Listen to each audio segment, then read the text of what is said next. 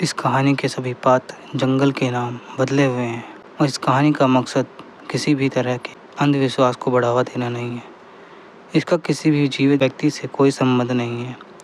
यह horror story चुड़ैल का प्यार एक गांव दीवानपुर की है। गांव के त्रिभुवन काका के पास बहुत सारी गायें थी।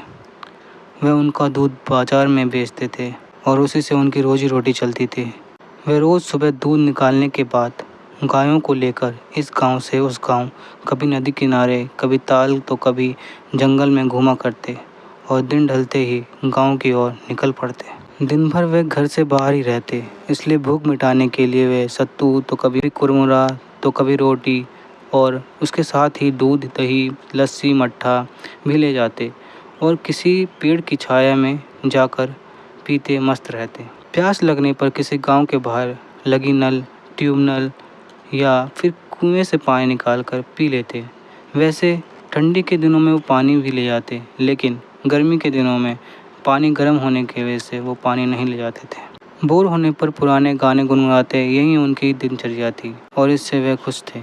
एक बार की बात है, त्रिभुवन काका बहुत बीमार हो गए थे। ऐसे बीमार हुए कि ठीक होने का नाम ही नहीं ले रहे थे। एक दिन बीता, 2 दिन बीते, लेकिन कोई आराम ही नहीं। और उधर गायों का बुरा हाल। त्रिभुवन काका की पत्नी पुआल वगैरह गायों को खाने के लिए दिया करती थी, लेकिन गाय उसे खाने तो दूर देखा भी नहीं करते थे, मानो अनशन पर बैठे गए। उस पर दिन भर खूंटे के इधर उधर घूम घूम कर गोबर से पूरी ज़मीन कीचड़ कर देते और कुछ तो इतनी सयानी थी, नाद में ही खड़ी हो जाते थे। उनका हट देखकर त्रिभुवन काका बड़े परेशान हो गए थे। उनकी तो हिम्मत नहीं पड़ रही थी, तो उन्होंने अपने साले के लड़के को बुलाया। उसका नाम राकेश था। वह 18 साल की उम्र में ही बहुत कुछ सीख गया था। उसके घर पर भी गाय थी, तो उसे इन चीज़ों की जानकारी थी। दूध दही खाकर गबरू जवान बन गया था। कोई उसे देखकर उसे कह ही नहीं सकता था कि वो 18 साल का है। उसने त्रिभुवन के सारे काम संभाल लिए। वह साथ में अपनी किताबें भी ले जाता, पेड़ की छाया में पढ़ाई भी कर लेता। त्रिभुवन काका बड़े खुश हो गए। गर्मी का दिन था। खेतों में घास गर्मी की वजह से ख़त्म हो गए थे और उसे इस इलाके की जानकारी भी नहीं थी। वह गायों को लेकर पास के जंगलों में पहुंच गया। कब वह घने जंगल में पहुंच गया, उसे पता ही नहीं चला। दोपहर का समय हुआ। राकेश को प्यास लगी। पानी गर्म होने के कारण उसने पानी गिरा दिया। वह इधर उधर जंगल में पानी की तलाश में घूमने लगा। अचानक उसे एक कुआं दिखाई दिया। उसकी जान में जान आई। वह झट से कुएं के पास पहुंचा तो देखा गर्मी के कारण पानी काफ़ी नीचे था। उसने एक छोटी बाल्टीन जिसे वह अपने साथ रखता था, उसे अपनी धोती से बांधकर पानी निकालने की कोशिश की, लेकिन कामयाब नहीं हुआ। पानी काफ़ी नीचे था। उसने बहुत कोशिश की, लेकिन कुछ नहीं हुआ। वह थक गया था और पसीने से पूरा तरबतर हो गया था। वह हार कर पेड़ के पास बैठ गया। तभी उसे पायल की छम छम की आवाज़ सुनाई दी। वह चौंका। इस जंगल में दोपहर के समय कौन आ सकता है? उसने पीछे मुड़कर देखा तो एक बेहद खूबसूरत लड़की अपनी अदाओं के साथ राकेश की ओर चली आ रही थी। राकेश उसे एकटक देखता रहा। उस किशोरी की खूबसूरती में राकेश खो गया था। पास आकर उस किशोरी ने नटखट अदा के साथ राकेश को पूछा, प्यास लगी है क्या? मैं पानी पिला दूं? राकेश तो जैसे सुध बुध खो बैठा था। उसने घबराकर हाँ में सिर हिला दिया।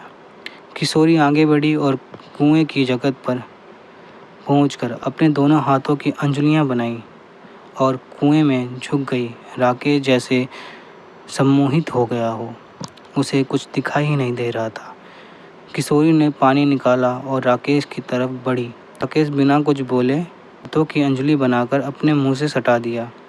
किशोरी ने अपने अंजुलियों का जल राकेश के अंजुलियों में उलेड़ा और राकेश ने उस अमृत रूपी जल को पीना शुरू कर दिया। वह अलग बात थी कि उसके अंजुलियों का आधा पानी ज़मीन पर गिर रहा था, क्योंकि अभी भी वह उस किशोरी के चेहरे की खूबसूरती को एकटक देख रहा था। ना किशोरी के हाथ से जल खत्म हो रहा था और ना ही राकेश की प्यास ही बुझ रही थी। ऐसा प्रतीत हो रहा था जैसे सदियों की प्यास आज तृप्त हो रही हो। यह सिलसिला आधे घंटे तक चला। तभी किशोरी ने ध्यान दिया कि राकेश पानी कम पी रहा था और उसके चेहरे का रसपान अधिक कर रहा था। वैसे असहज होते हुए बोले, और पिलाऊं कि बस? राकेश कुछ बोल ना सका, सिर्फ ना में सर हिला दिया। उसके बाद उस किशोरी ने प्यार भरी आवाज़ से कहा, अच्छा मैं चलती हूँ। राकेश अब भी कुछ नहीं बोला, सिर्फ हाँ में सर हिला दिया। वह किशोरी बल खाती हुई जंगल में गुम हो गई। राकेश कुछ देर कुएं की जगह पर बैठा रहा और फिर अचानक वह उठा और गायों की ओर चल दिया। लेकिन अब उसकी चाल बदल गई थी। उसके मन में प्यार के अंकुर फूटने लगे थे। गायों को लेकर राकेश घर पहुंचा। आज वह बहुत ही खुश था। उसके मन में प्यार की तरंगें हिलोर मार रही थी। वह रह कर कोई प्यार भरा गीत गा रहा था। उसकी भूख प्यास सब गायब हो गई थी। वह खोया खोया सा रहने लग गया। उसे हर समय वही क्षण दिखाई दे रहे थे। उस खूबसूरत चेहरे को वह भूल नहीं पा रहा था। उसने रात को खाना भी नहीं खाया और सोने चला गया, लेकिन नींद कहाँ आ रही थी। वह करवटें बदल रहा था और प्यार के तराने गा रहा था। उसे कुछ समझ ही नहीं आ रहा था कि उसे क्या हो गया है और क्यों उसकी भूख, उसका चैन, उसकी नींद उड़ गई। अचानक उसका दिमाग ठनका। वह डर के मारे कांपने लगा। उसका बदन पसीने से लथपथ हो गया था।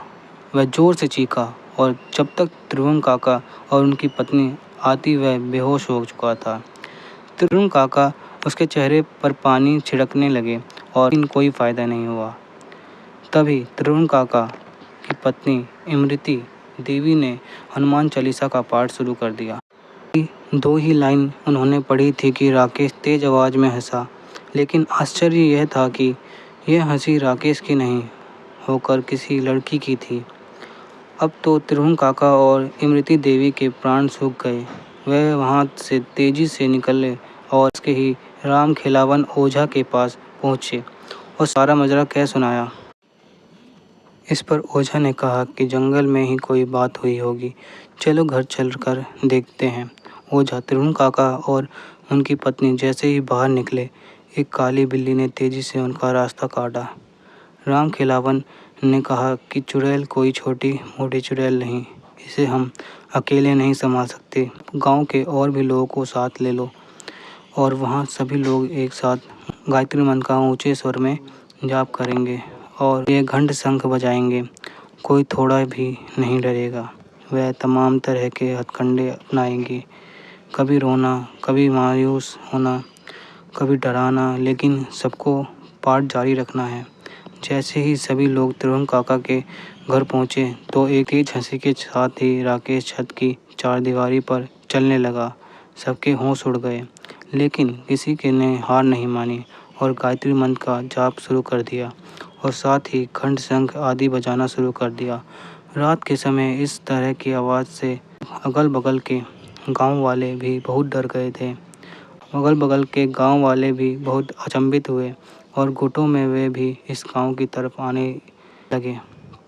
इधर ओझा ने अपने कार्य शुरू किए। जैसे जैसे ओझा के मंत्रों का प्रभाव पड़ता वह चुड़ैल और भी भयानक तरीके से लोगों को डराती। कभी वह उल्टे पांव चलती तो कभी छत पर उल्टा चलने लगती, लेकिन वह किसी को छू नहीं पाती। 4 घंटे तक यह कार्यक्रम चला। सुबह 8 बजने वाले थे, तभी ओझा की नज़र वहाँ गिरे गुलाब के फूल पर पड़ी। उस पर खून लगा हुआ था। उसने वह फूल जैसे ही उठाने की कोशिश की, चुड़ैल खूब जोर से चिल्लाई और एक भयानक रूप बनाकर तेजी से ओझा की ओर झपटी। लेकिन तब तक ओझा ने फूल को आग में डाल दिया और आग में डालते ही राकेश का शरीर शांत होने लगा और कुछ ही समय में तेज चित्कार के साथ एक काला गहरा धुआं राकेश के मुंह से निकला और राकेश उठकर बैठ गया। ओझा के पूछने पर राकेश ने सारी बात बता दी और उसने बताया कि उसे रात को नींद नहीं आ रही थी। तभी वह चुड़ैल मेरे पास उस लड़की के रूप में आई। तब मुझे शक हो गया। मैंने उससे उसका नाम पूछा, वह कुछ नहीं बोल रही थी। उसने इस गुलाब के फूल के कांटे को मेरे अंगुलियों में चुभा दिया और जैसे ही इससे खून लगा वह अपने असली रूप में आ गई। इस घटना के बाद राकेश के साथ ही त्रिभुवन काका भी उस जंगल की तरफ जाना छोड़ दिए।